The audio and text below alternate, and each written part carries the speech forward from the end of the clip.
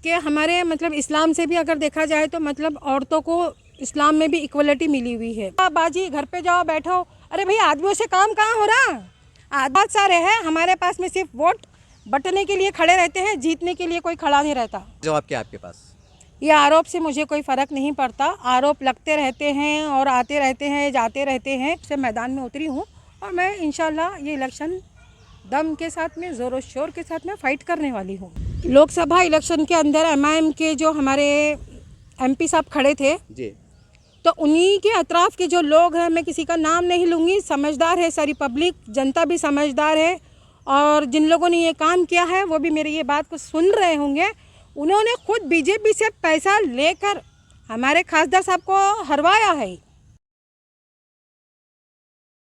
जब लड़ते हो, 80,000 वोट लेते हो, तो फिर आपका काम है जनता के बीच में रहना। इस वक्त मैं महाराष्ट्र के तारीख शहर औरंगाबाद से बात कर रहा हूँ। इस वक्त मैं सूबेदारी गेस्ट हाउस पे मौजूद हूँ। इलेक्शन बहुत करीब है। हम औरंगाबाद की बड़ी बड़ी जानी मानी सियासी शख्सियात का इंटरव्यू लेने जा रहे हैं जो इच्छुक उम्मीदवार मैदान में हैं। लगातार हमारा ये सर्वे चल रहा है, हम ऐसे इच्छुक उम्मीदवारों से मुलाकातें ले रहे हैं और जनता के सामने उनके विचार को पेश कर रहे हैं। ऐसी एक औरंगाबाद की महिला तस्नीम ममदानी जो फेसबुक और व्हाट्सएप पे अपनी एक जलवा रखती है, एक ताकत रखती है, एक असर रखती है और उनके बयान आने के बाद, उनके कमेंट्स आने के बाद अच्छा अच्छों का पसीना छूट जाता है। ऐसी डैशिंग बाज, ऐसे बहादुर महिला से तस्नीम ममदानी से मैं आपको मिलाने जा रहा हूँ। चलिए आइए मैडम, तशरीफ लाइए। चलिए, महिला उम्मीदवार अब पूर्व से है कि मध्य से, इनके ज़बान सुनना चाहेंगे।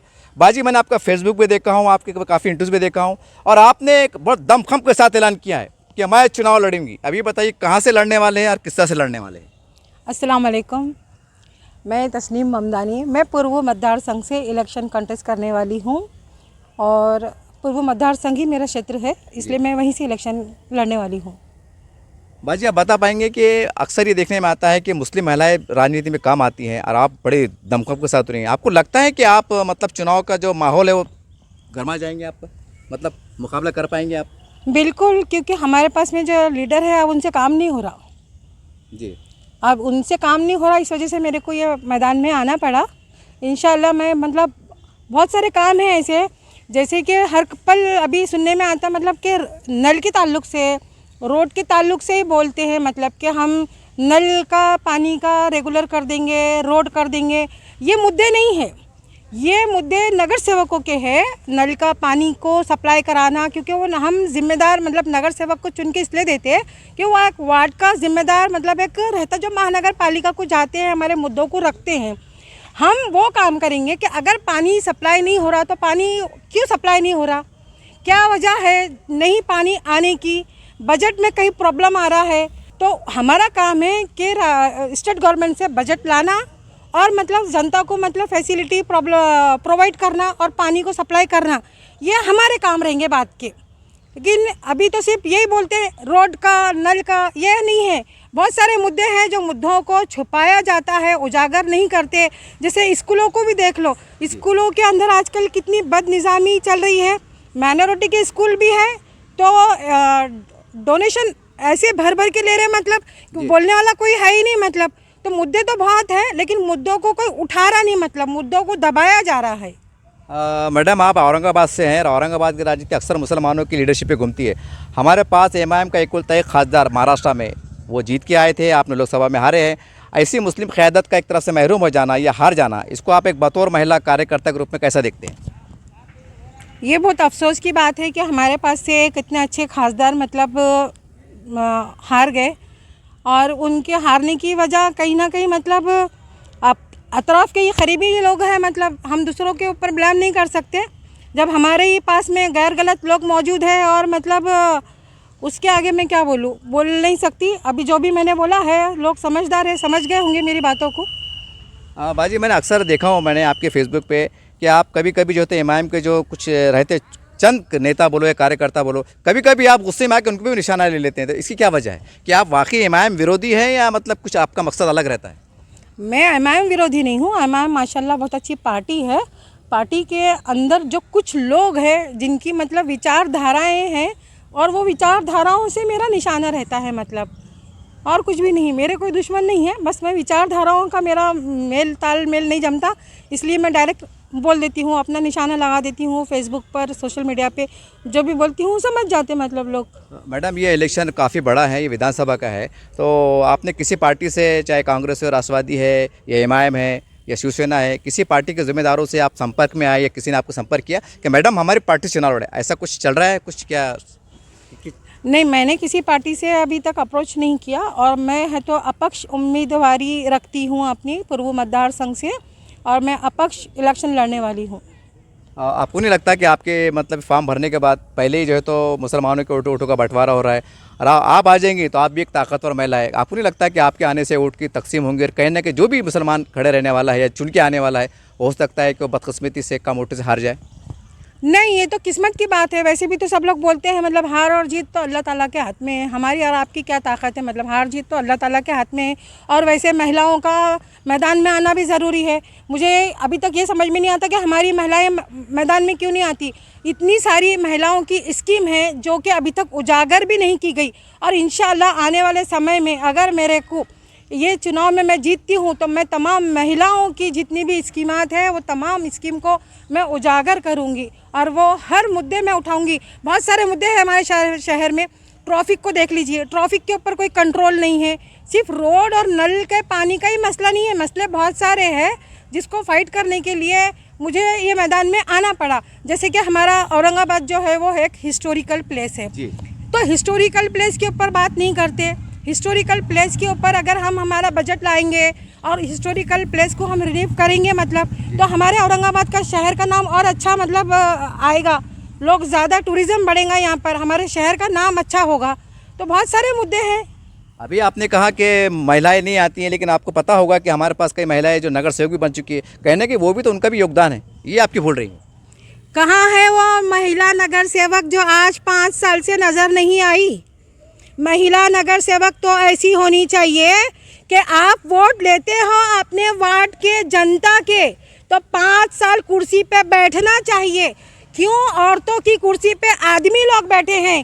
क्यों औरतों को आदमियों से आके मुखातिब होना पड़ता है? और क्यों उनके सामने हमारे मसले रखना पड़ता है?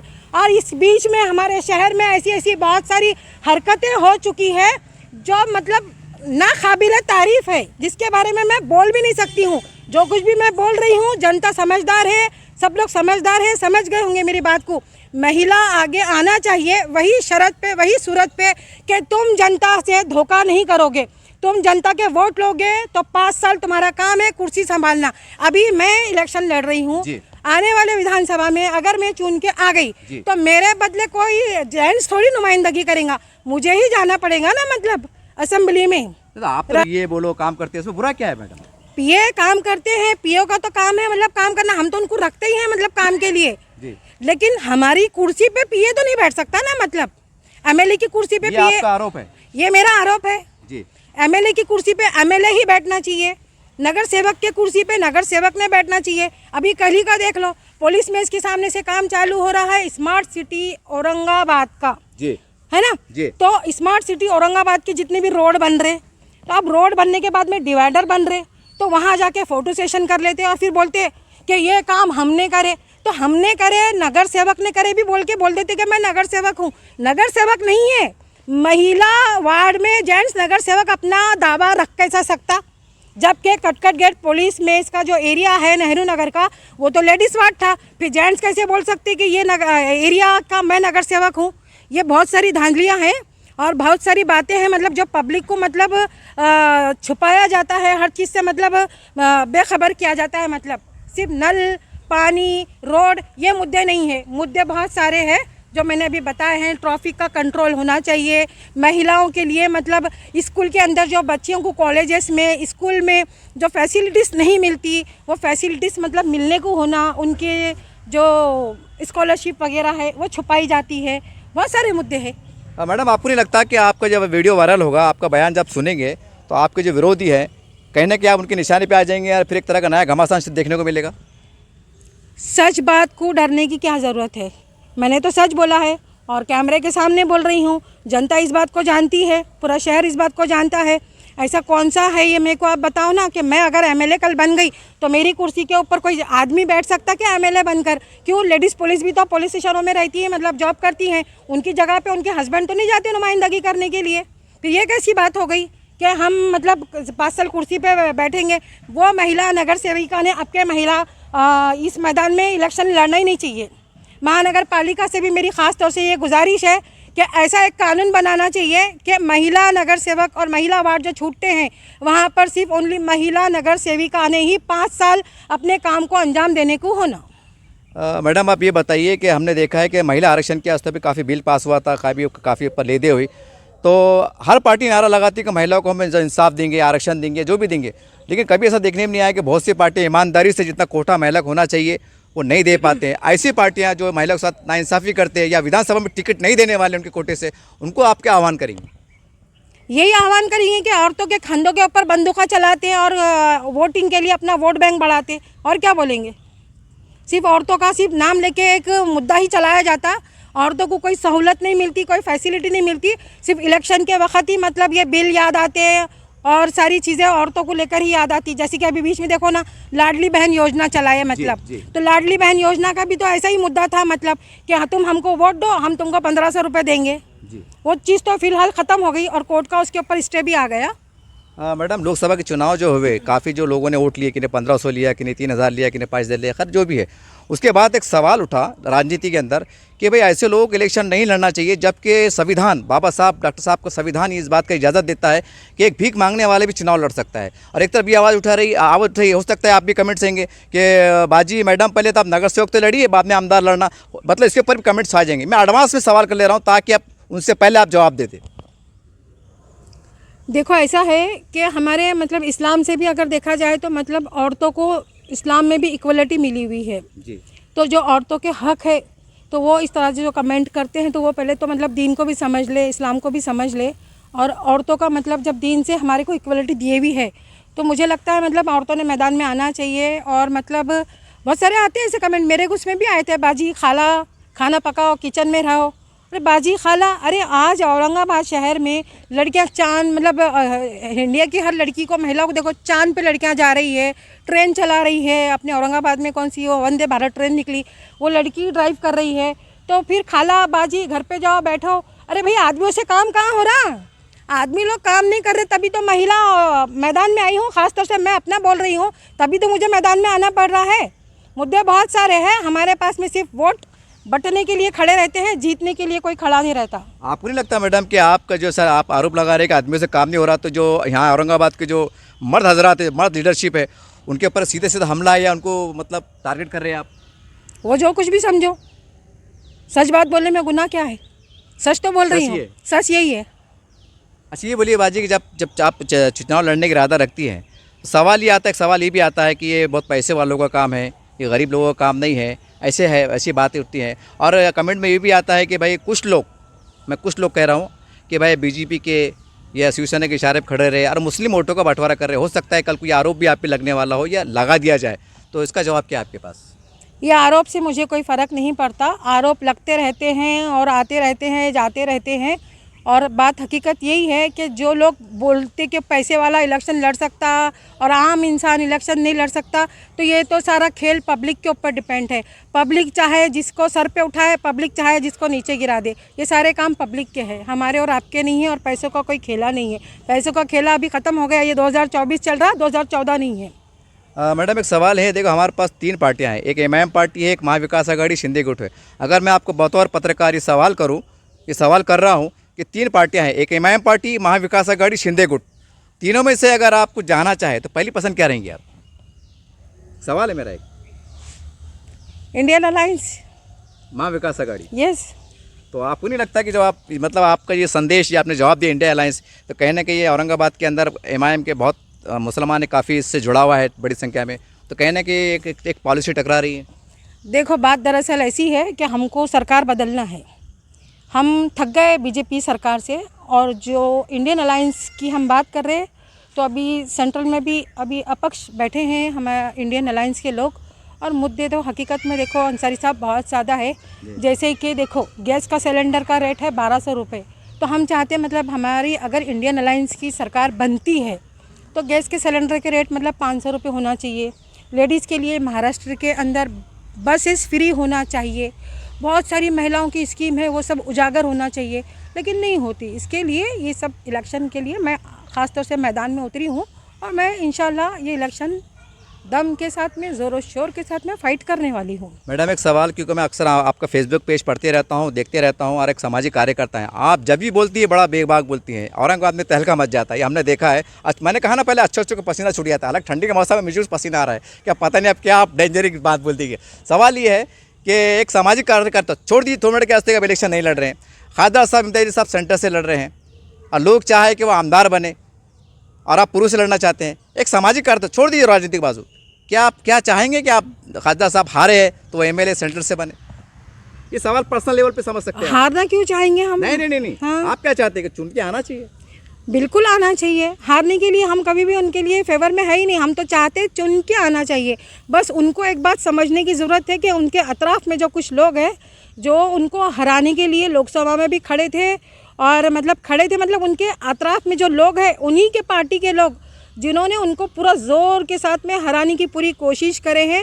बस थोड़ा सा उन्होंने ख्याल रखने को होना और इंशाल्लाह आने वाला विधानसभा इलेक्शन सेंट्रल से या पूर्व से जहाँ से भी वो लड़ेंगे तो चुन के आना चाहिए। मैडम मैंने एक बार सलीम पटेल भाई को करके इंटरव्यू कवर किया था और आपका कवर किया, उन्होंने भी आरोप लगाया था कि खासदार साहब के आजू बाजू चंद लोग हैं जो उनको गुमराह करते हैं। आपने भी आरोप लगाया है। एक बड़ी हैरान कुन बात नहीं है कि एक अपने वक्त का खासदार है हुआ, एक अपने वक्त का आमदार है हुआ आदमी, वो खुद एक सीनियर पत्रकार है हुए, उनके भी समझ में आता होगा ना मेरा खैर ख्वाह कौन है। जैसा आप राय दे रहे कि सावधान रहिए, तो वो भी तो पढ़ा लिखा बनता है और राजनीतिक समझते हैं, क्या उनको पता नहीं? लोकसभा इलेक्शन के अंदर एमआईएम के जो हमारे एमपी साहब खड़े थे जी, तो उन्हीं के अतराफ़ के जो लोग हैं, मैं किसी का नाम नहीं लूँगी, समझदार है सारी पब्लिक, जनता भी समझदार है और जिन लोगों ने ये काम किया है वो भी मेरी ये बात को सुन रहे होंगे। उन्होंने खुद बीजेपी से पैसा लेकर हमारे खासदार साहब को हरवाया है। ये आपका मतलब दावा है कि आरोप है? ये मैं जो बोल रही हूँ ये आरोप भी है और ये सारी जनता भी जानती है, जो सुन रहे हैं वो भी जानते हैं, सब समझदार है, मेरी बात समझ भी गए होंगे। खासदार साहब को हराने में एमआईएम के कुछ लोगों का हाथ है, ऐसा बोलना चाह रहे हैं? हाँ बिल्कुल, खासदार साहब को हराने में एमआईएम के कुछ लोगों का हाथ है जिन्होंने बीजेपी से पैसा लेकर खासदार साहब को हरवाया है। ये मैं खुद बोल रही हूँ, तस्नीम ममदानी। फिर मैडम एक सवाल है कि फिर आप इतने जज्बे से बात कर रही हैं, इतने एतमाद से बात कर रही हैं, तो फिर वो नामों को आप सबूत के साथ बेनकाब क्यों नहीं करते? कुछ वजह? नहीं, मैं सबूत के साथ में मतलब मेरे को बेनकाब करने की ज़रूरत नहीं है ना। अभी जब जो भी सब सुन रहे हैं और जनता होशियार है, सबको पता है ये बात, खुद खासदार साहब को भी बात मालूम है, ये मालूम है उनको। हाँ, सबको मालूम है, जो सुन रहे होंगे उनको भी समझदार है, वो भी समझ गए होंगे कि मेरा निशाना कौन कौन लोगों की तरफ में है बोलकर। मैडम मैंने जब आपका एक फेसबुक पेज पढ़ रहा था, क्योंकि मैंने ये सवाल जो भी निकल के आ रहे हैं ये आपके फेसबुक पेज से, उसमें सवाल मैं ढूंढ के निकाल रहा हूँ। उसमें एक हमारे डॉक्टर गफ़ार खादी साहब कहने के इशारों में आप उनके ऊपर भी निशाना साधते हैं, तो क्या एलर्जी है आपको उनसे? नहीं, मेरे को डॉक्टर गफ़ार खादी साहब से कोई एलर्जी नहीं है। बस इलेक्शन आते हैं और हार और जीत के वक्त ही मतलब ये जनता का इस्तेमाल होता है। मेरा बोलना ये है कि तुम इलेक्शन जब लड़ते हो, 80,000 वोट लेते हो, तो फिर आपका काम है जनता के बीच में रहना। तो आप जनता के पास से गुल कैसे हो जाते? मतलब नहीं होना चाहिए। वो तो महल्ले में रहते हैं, शहर में रहते हैं ना। महल्ले में रहते हैं, शहर में रहते हैं, लेकिन नज़र नहीं आते ना। मतलब 5 साल के बाद ही नज़र आते। ये आपका आरोप है? हाँ बिल्कुल मेरा आरोप है। मैं डालती हूँ, अपने फेसबुक पे भी डाला हुआ है, अभी है मेरे फेसबुक के ऊपर। अच्छा बाजी, ये बोलिए कि आने वाले वक्तों में एक आखिरी सवाल है मेरा औरंगाबाद की, क्योंकि हम औरंगाबाद में खड़े हैं और आप पुरुष से लड़ने वाली है। चलिए, तो हम तो कोई बोल नहीं हो सकते, हम तो ये कहेंगे अखलाकी तौर से कि आप कामयाब हो, हमारी शुभेच्छा आपके साथ है। लेकिन औरंगाबाद के मुसलमानों को आप क्या संदेश देना चाहेंगे? औरंगाबाद के तमाम मुसलमानों को मैं ये मैसेज देना चाहूँगी कि आप लोग सब होशियार हो, समझदार हो, महिला ख़ास तौर से आप भी सब होशियार हो, समझदार हो, अपने वोट का सही तरीके से इस्तेमाल करना, पैसों में अपने वोट को नहीं बेचना। आप जब अपने वोट को पैसों से बेचोगे, आज पानी 12 दिन में आता, बाद में है तो 15 दिन में आएगा या फिर महीने भर में आएगा, आप लोग कोई आवाज़ नहीं उठा पाओगे। इसलिए बराए मेहरबानी पैसा लेकर वोट ना करें, अपना दिल जिसको बोले उसको वोट करना और डेवलपिंग के काम पर ज़्यादा ध्यान देना और ऐसे ही कैंडिडेट को चुनकर देना। एक सवाल और जहन में आगा जाते अगर मान लीजिए चुनाव के वक्त अगर आप कुछ आपके चाहने वाले बोलो, आपके मतदाता बोलो, कार्यकर्ता बोलो, अगर कोई डिमांड करे कि भाई कोई फला फला पार्टी से आप ज्वाइन हो जाओ, तो आप पार्टी के लिए कोशिश करेंगे कि आपने जैसा पहले कहा है कि मैं अपक्ष ही लड़ूंगी? नहीं, मैं अपक्ष ही लड़ूंगी। कोई पार्टी नहीं। उसकी वजह क्या है, रीज़न क्या है? नहीं मतलब पार्टी का एक कैसा प्रेशर रहता है और मैं आज़ाद हूँ, इसलिए तो मैं इतना आज़ाद बोल पा रही हूँ। मतलब अपक्ष लड़ूंगी तो मेरे को लड़ने में ज़्यादा मज़ा आएगा, बोलने में ज़्यादा हिम्मत रहेंगी। पार्टी का कैसा एक बंधन रहता है और हम उस बंधन के हिसाब से बोल सकते, इसलिए मैं बंधन नहीं चाहती, मैं डायरेक्ट बोलना चाहती ताकि पब्लिक भी होशियार हो जाए, हमारी महिलाएं भी होशियार हो जाए। और यही बात है मतलब कि हमारे महाराष्ट्र की सरकार बदलने को होना, गैस सिलेंडर के भाव, महंगाई, बेरोज़गारी, महाराष्ट्र के अंदर बसेस लेडीज़ के लिए फ्री होना चाहिए। बहुत सारे मुद्दे हैं जो मुझे करने हैं और इंशाल्लाह मैं ये सब काम करूँगी। एक सवाल जाते दौर जहन में आ गया कि औरंगाबाद में कई, जैसा जिस हल्के से बात कर रहे हैं, कई नामचीन ताकतवर उम्मीदवार मैदान में है। आप कुछ बता पाएंगे नाम लेके कि इनसे मेरी चुनौती है या नहीं है? कौन लीडरों से आपको ऐसा लगता है कि मेरी कट्टर चुनौती है? नहीं, मेरी चुनौती किससे भी नहीं हूँ। मैं एक सीधी सादी साधारण औरत हूँ। सब अपने अपने मतलब जितने भी अभी वहाँ इलेक्शन लड़ने वाले हैं तो सब दमदार है और सबका काम है संविधान में। उनसे आप डट के लड़ पाएंगे? हाँ, क्योंकि मैं अकेली, अभी तो वो क्षेत्र में मैं अकेली लेडीज़ हूँ और अल्लाह पाक ने औरतों को बहुत ताकत दिया हुआ है। तो एक सवाल ये भी आता है कि आपने मतदार संघ में आपने कुछ ऐसा काम शुरू कर दिया, लोगों से मिलना जुलना, मुलाकातें? हाँ, मिलना जुलना शुरू कर दी, वर्क नहीं करी। वर्क में इंशाल्लाह आने वाले विधानसभा इलेक्शन के बाद में अगर मैं चुन के आ गई तब मैं बहुत सारे काम करूँगी जितने मैंने अभी आपके चैनल के माध्यम से बताया है। बाजी देखिए, जब ये वीडियो वायरल होगा तो खैर अब लोग क्या किस एंगल से लेते हैं मुझे पता नहीं है, मगर एक बात है, ये इंटरव्यू जब रिलीज़ होगा तो कई अच्छे जो उम्मीदवार बेचारे, उनकी दिल की धड़कन बढ़ जाएंगी। आप समझ सकते हैं कि क्यों बढ़ जाएंगी। बस आप मैं इतना ही कहूँगा। और जाते जाते आखिर में आपको पर्सनली तौर से, क्योंकि मैं आपको बहन मानता हूँ, आप मुझे भाई मानते हैं, तो मैं एक अखलाकी तौर से आपको बधाई देता हूँ, मुबारक देता हूँ कि अल्लाह आपको कामयाब करे। ये मेरा अखलाकी तौर से आपको कह रहा हूँ। इस तरह से तस्नीम मेमनानी मैडम साहब से मेरी मुलाकात हुई और मैंने पहले कहा कि एसडीएम न्यूज़ चैनल की टीम पूरी औरंगाबाद में जितने इच्छुक उम्मीदवार है, चाहे पार्टी के हो अपक्ष हो, उनसे एक मुलाकात का हमने सिलसिला शुरू किया है। उनके विचारों को, उनके ख्यालात को आपके सामने रख रहे हैं ताकि जनता को जब चुनाव नज़दीक आ जाए तो आपको फैसला करने में आसानी हो। अब मैडम ने सारी बातें कही हैं, बहुत खुल के बेबाक तरीके से कही हैं। अभी तमाम बातें जनता की अदालत में हैं। और देखिए, जो कमेंट्स करने वाले हैं, मैं उनसे गुजारिश करूं कि देखिए अपने अंदर कुछ सियासी शऊर ज़रूर पैदा करें। अगर हम जब संविधान को बचाने की बात करते हैं, जैसे हम चुनाव की बात कर रहे हैं और ये कहते हैं कि बीजेपी संविधान को ख़त्म करना चाहती है, संविधान में एक ये हक़ ये भी है कि एक भिखारी, भीख मांगने वाला, रोड का चलने वाला चुनाव लड़ सकता है। अगर संविधान जिंदा है तो कोई वो चुनाव लड़ सकता है। तो वही संविधान के तहत तस्नीम मेमनानी साहिबा जो थे चुनाव लड़ने वाली हैं और जैसा उन्होंने ऐलान किया है कि मैं दमखम के साथ एक महिला शक्ति के साथ उतरने वाली हूं। देखने वाली ये बात रहेंगी जब चुनाव का मौसम रहेगा, कई बड़े बड़े दिग्गज सामने रहेंगे और एक अकेली महिला, जिसे हम कहते हैं शक्तिकरण, शक्ति, महिला शक्ति के रूप में सामने नजर आएगी। देखना दिलचस्प रहेगा वो मुकाबला किस तरह रहेगा और किन हालात रहेंगे। देखते रहिए आप चैनल को। जय हिंद, जय महाराष्ट्र।